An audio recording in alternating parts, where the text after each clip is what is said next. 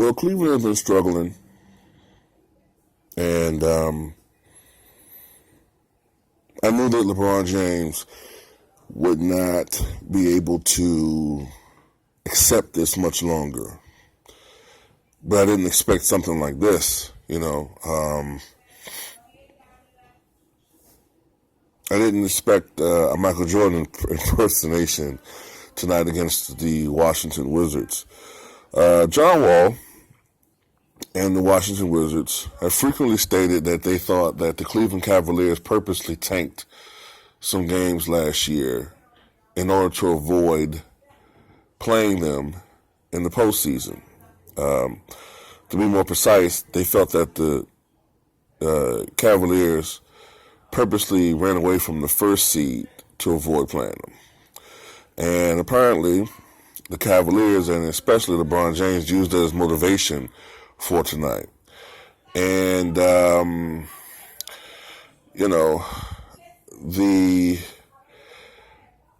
this was a marquee matchup, I guess, as far as the Eastern Conference is concerned. These are the two teams that are considered the best teams in the East.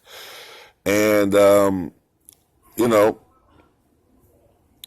it was a much anticipated battle, but it was a one-man wrecking crew for the Cleveland Cavaliers tonight. That was LeBron James. He scored 57 points tonight. This is the most points LeBron James has ever scored as a member of the Cleveland Cavaliers. Of course, when he was with the Miami Heat, he scored his career high, which was 61 points against, if I remember correctly, it was the Charlotte Bobcats. This, of course, was against the Washington Wizards, which, of course, is a former team of Michael Jordan's. Coincidence, I believe. But LeBron James scored differently than in many ways I've seen him in the past. A lot of times when LeBron would score 50 points in the past, I remember a lot of perimeter jump shots that were falling for him that night. He would shoot a lot of perimeter jumpers. You might remember this. LeBron James for three. Kaboom! Kaboom! And all that shit. Not a lot of threes taken tonight. It was more of mid-range, more post fadeaways, post scores, putbacks, dunks. I like the way that LeBron James is picking and choosing his shots this season. I think that LeBron James, in my opinion, is the smartest offensive player in the NBA.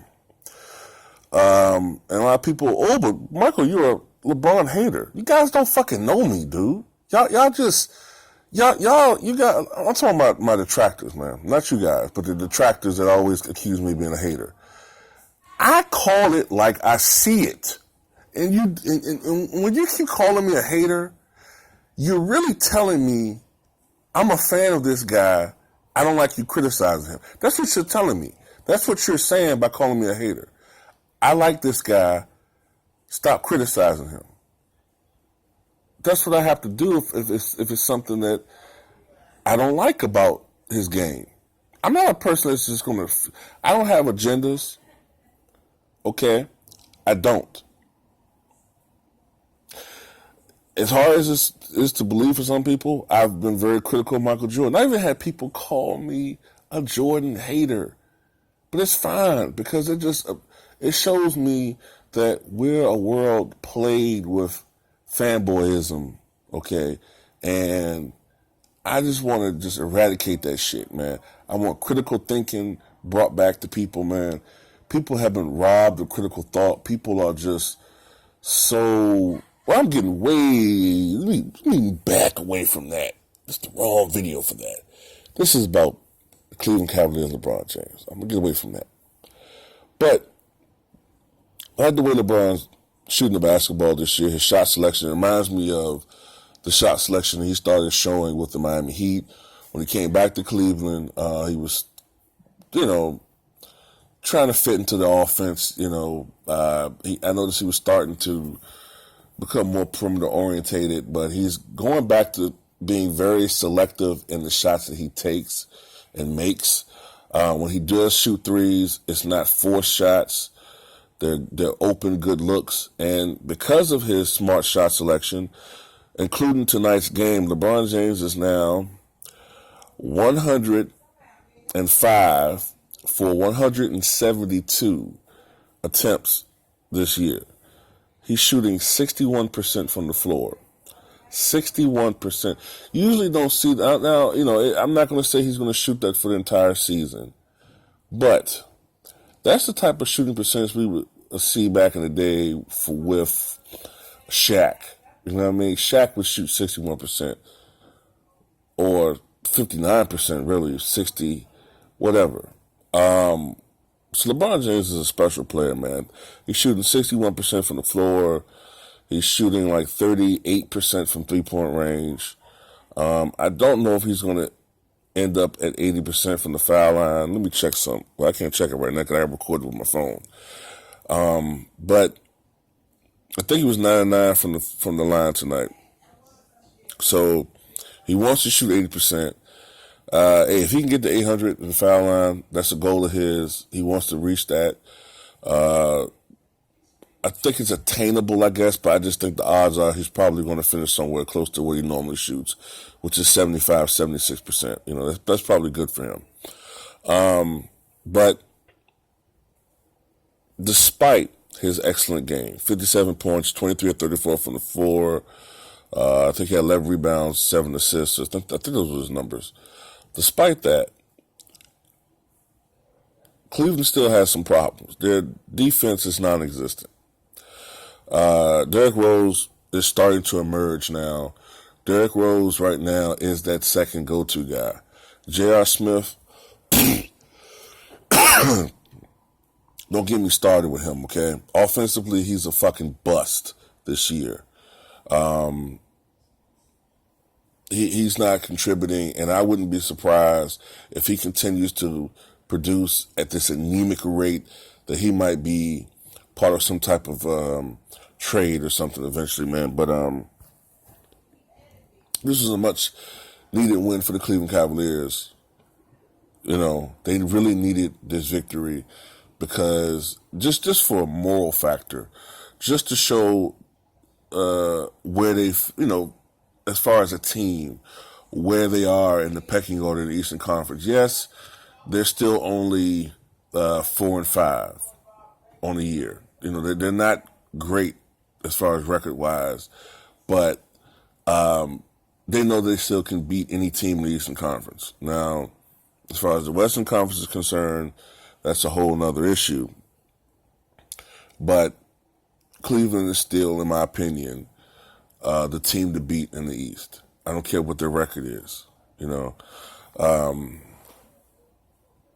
were many teams in the past that who have gotten off to poor starts, and they've turned it on, during the season and went to the playoffs and really created some havoc. But I'm not going to make any comparisons because I got criticized by one of my subscribers for making the comparison with the Celtics in one of my videos, but I wasn't trying to say that Cleveland is on the level of the Celtics. I was just making a point. But that's it, I guess, man. I do know that LeBron James is not going to score 57 points every night. Not taking anything away from his great game, but Washington didn't exactly play defense tonight either. So, like I said, this isn't, the Warriors they're playing against. So, Washington still has a lot to work on. Cleveland still has a lot to work on if they want to go throughout the season playing well. And that's pretty much it now, I think. They did a better job of containing the three-point shot a little bit. I think Washington was only 11 of 28 from three-point range, which isn't horrible, but this is the first game that I think in a while that they've had their opponent shoot or make fewer than 13 three-pointers. I think that's the line I see. As far as LeBron James individually, He became the youngest man to score 29,000 points in the history of the NBA. Not sure if that includes the ABA, NBA. I think it does, though. Yeah, it does, because Moses was finished, if you include ABA, NBA, 29,400 or 300, something like that. So, yeah, LeBron James is the youngest man ever to score 29,000 points. The previous youngest was Kobe Bryant, who was 33 years old in 199 days or something like that when he passed 29,000 career points. LeBron James, of course, is still 32 years old. And LeBron James reached his 800th consecutive game scoring in double figures. And, of course, it was late last year where he passed Kareem Abdul-Jabbar, who scored double figures in 787 consecutive games. And LeBron James is second only to Michael Jordan, who scored in double figures in 866 consecutive games. And I remember correctly, Jordan's streak was ended against the Indiana Pacers his first year, as a Washington Wizard. I think he only scored like 6 points in that game. And the next game, Jordan scored 51 points. Some things just stay in my mind. But I think that's about it as far as milestones with LeBron. I think he passed, what was it? Who was it? I think it was Sean Marion for 18th all-time in career steals. And I think he also passed, I think the names were Elvin Hayes and Hondo Havlicek. John Havlicek as far as career field goals made. So LeBron James is really moving up the ladder on the careers list. I love looking at stuff like that when players really get acclimated to the NBA and have done work and accumulate numbers, and you see them rising on the list.